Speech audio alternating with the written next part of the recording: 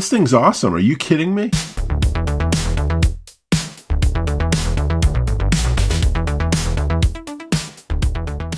Greetings, Retro Zoltan here. Today I'd like to talk to you about the GKD Pixel, not to be confused with the Google Pixel. A year ago today when I reviewed the Anbernic RG Nano, I knew this was coming. And sadly, I got steamrolled by other products that had me pining to pick this up. So, since Go Game Geek doesn't realize my existence quite yet, I didn't have this sent to me for review. But a generous follower of the channel, Tebsteroni, has graciously loaned this to me, and I can't thank him enough. So one more time, Tebsteroni, thank you, and I'll treat it like my own. So before I decided to do a review on the Pixel, I wanted to investigate who made this, and surprisingly, I kept running into brick walls. GKD, by all accounts, stands for Game Kitty, but if you go onto the website, they make no mention of it at all. Even when the Pixel was first introduced, people on the Reddit group GKD Pixel don't even recall the Game Kitty website ever mentioning it. What gives? Resellers like Go Game Geek are certainly selling them, but it feels like there's a limited supply thanks to the specific chipset. So these are already collector's items. So my question is, where's everyone getting them from? Or where did they get them from? My only guess is perhaps this was a test run originally from Game Kitty that they moved on from to make the GKD Mini and the GKD Plus.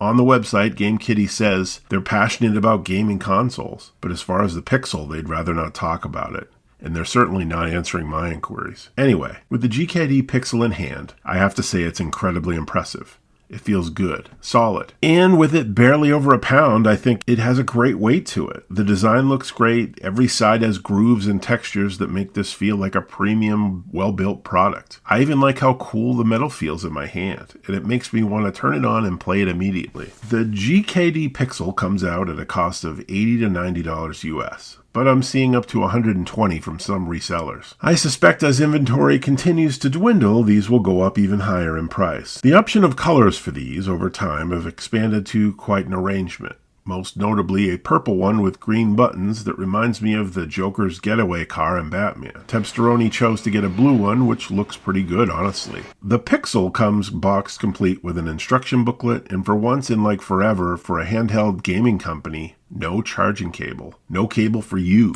You're on your own. Which omitting something like this feels like a pretty bold statement to me. I thought I lost it or perhaps it wasn't sent to me, but no, it simply doesn't come with one. I guess Game Kitty isn't passionate about charging cables either. Strange, but I'm guessing most people wanting an electronic device like this will most likely have a USB-C charging cable in their lives. The Pixel is obviously smaller than most devices, but not as small as the RG Nano. Even though I have large hands, this fits comfortably as I hold it ready for gameplay. But then again, I even like my thummy, so your results may vary. I wonder if I can play this with one hand. Anyway, the D-pad as I play around with it feels incredible. It's very springy, and the plastic of it sort of hits the inside of the metal in a good way, almost giving you a new tactile experience you weren't expecting. It tilts well, and I'm fairly sure this is going to be a good playing experience. The ABXY buttons also have that same feeling. Very springy, not too mushy, and slightly clicky when you let go of the button. I can honestly say they feel amazing. The screen, of course, is taking up more than half the front, which is great. Some people complain about the logo on the bottom, which to me just adds to the mystery of this product. It's without a doubt made by Game Kitty, and you'll be reminded constantly. While I'm all for brand recognition, I'd still prefer it to be on the back or something, but maybe that's just me. I've heard a few concerns about the screen, including fuzziness and light bleeding, so I'll take a closer look at this in action shortly. The top of the Pixel has trigger and shoulder buttons, but neither sets are pronounced over the other, which is a trend on most vertical handhelds. But these are just perfectly square as the handheld itself. It's certainly not going to catch on something, and it keeps the square aesthetic 100%. Overall, this doesn't bother me too much, but it's certainly telling me I'm going to have a hard time playing games that require precise shoulder button clicking. If you're comparing to the RG Nano, it has 2 more buttons by the triggers. The bottom sports a speaker grill that looks impressive, as well as the charging port and a headphone jack. I'm impressed they were able to jam it all in there. The right side has a button menu, a power button, and a unique feature which displays the battery life using LEDs. I think this particular device, the LEDs are misaligned a smidge, but it's not a huge ordeal. I've seen others where it's lined up perfectly, so this looks like a manufacturing fault. But overall, I don't think it's a big deal. What is a big deal, though, is playing this at night can be a bit of an issue. These LEDs are pretty bright. If your significant other is trying to sleep to the right of you, they're going to get a face full of light, and there's no way you can shut it off. Despite this, I love the idea. The left side has volume buttons, the standard, and the clever groove to reach in and grab your SD card. Even the SD that it comes with is labeled Game Kitty, which is a nice touch. The back has a nice look to it, identifying itself once more, but also a nice textured backing that feels good when holding it. There are 2 holes at the bottom left, which I'm assuming are for a lanyard. With all its brand recognition, this would have been a good time to throw in a customized lanyard, but what do I know? Stats for the GKD Pixel are the following. It comes with a Ingenic X1830 CPU, 128 megs of RAM, a 2.4-inch IPS display. Its resolution is a 320 by 240, a 1300 milliamp hour battery, which lasts 3 to 4 hours. And just to note, there's no wireless or Bluetooth available. Turning on this device is quite simple. Just push the power button and wait. And I must say the boot up is quick and impressive. The Pixel runs a custom Linux firmware that has gMenuNX, a menu system I haven't seen in quite a while, that I don't entirely miss, to be quite honest. However, there seems to be a lot of meat and potatoes in here, so if you like exploring what your system has, you'll be quite entertained here. There's a video player and a music player, but the controls are completely user unfriendly. Still, I can picture using it as a media player easily. Overall, I feel it's pretty hard to navigate through these menus.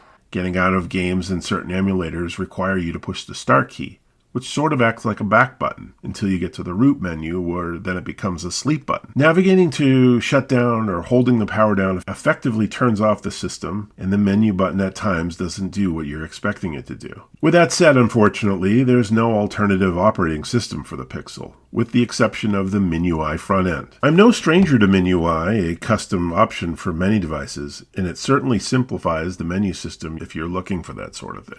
Not that he needs any props from me, but Russ from Retro Game Core has taken the reins on making MIUI work well for the GKD Pixel. And if you're interested, I'll post links for that below. I guess this is what bugs me most about the Game Kitty not openly taking ownership of the Pixel, because there probably will be no updates to this operating system. There's rumor that it'll eventually become open source, but I feel by the time that happens, people may have moved on to other systems. The GKD Pixel can play a huge variety of games, including Game Boy, Game Boy Color, Game Boy Advance, PC Engine, Atari Lynx, Sega Master System, Sega Genesis, Sega Game Gear, Nintendo, Super Nintendo, MAME, WonderSwan, and PlayStation. Even other alternative emulators like ScumVM, OpenBoard, DOSBox, Pico 8, and more are there for your entertainment as well. And if that's still not enough for you, there's an overflowing handful of standalone games as well, like Devolution X that's really Diablo 1, and a weird tribute to Mr. Do called Digger. And of course, 2 versions of Doom. Most games run well, including a majority of the PlayStation games, but it's not perfect. It's as good as it's going to get with this processor. You're kind of locked down to what's available, and if you delve into the RetroArch emulators, you're stuck with the cores it comes up with. Your only escape is, again, to change your system to use MIUI if you're looking for standalone alternative emulators. Controls, as expected, work perfectly. And the only issue here is the size of my hands mostly. Still, the D-pad and buttons are incredibly responsive and satisfying to push. And I'd be surprised if you didn't like them also. The trigger and shoulder buttons are slightly difficult, but not impossible. They get uncomfortable pretty fast, so I tend to lean to games that don't need them, honestly. Can you play this with one hand? Well, yeah, you can, for a lot of games. I scoffed at a YouTuber playing Pokemon that way until I tried it for myself, so whoever you are, I'm sorry, I was wrong. I was so wrong. I was surprised by the sound on this little guy. I'm always hesitant to believe the sound from a metal device is going to sound good, but the Pixel delivers, and it can get much louder than you expect. I'm more of a headphone guy, but I'm impressed.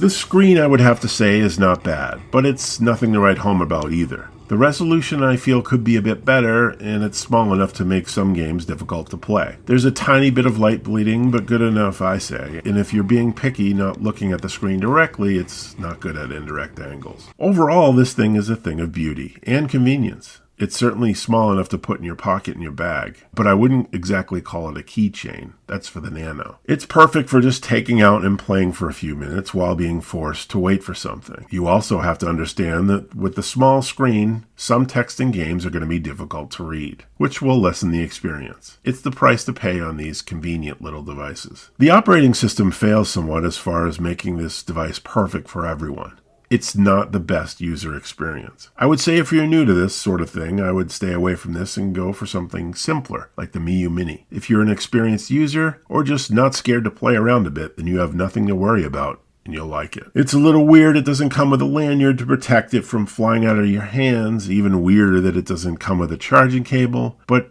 it's still a device to be reckoned with. I like it, and I really don't want to give it back, honestly. But before I do, I asked Pigalope Crochet to make a special custom case for this Pixel to protect it as I pine for my own to keep someday. Seriously, I'm not a huge fan of purple, but how can you not want this? And that's all I have to say about the GKD Pixel. If you'd like to chat with me and others that enjoy the channel, I now have a Discord. If you would like to support the channel, I even have a Patreon of all things. So if you think I'm worthy, just check out the links in the description below. Thank you everyone so much for watching. Thank you for your generous support, and as always, I'll see you next time.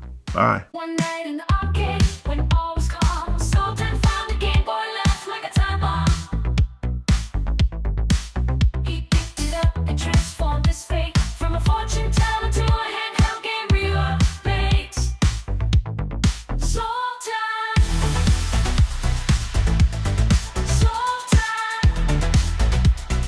retro sensation from predicting futures to reviewing creations. With his funky groove and his Game Boy in hand, he turned his fortune around. In the 80s he's land.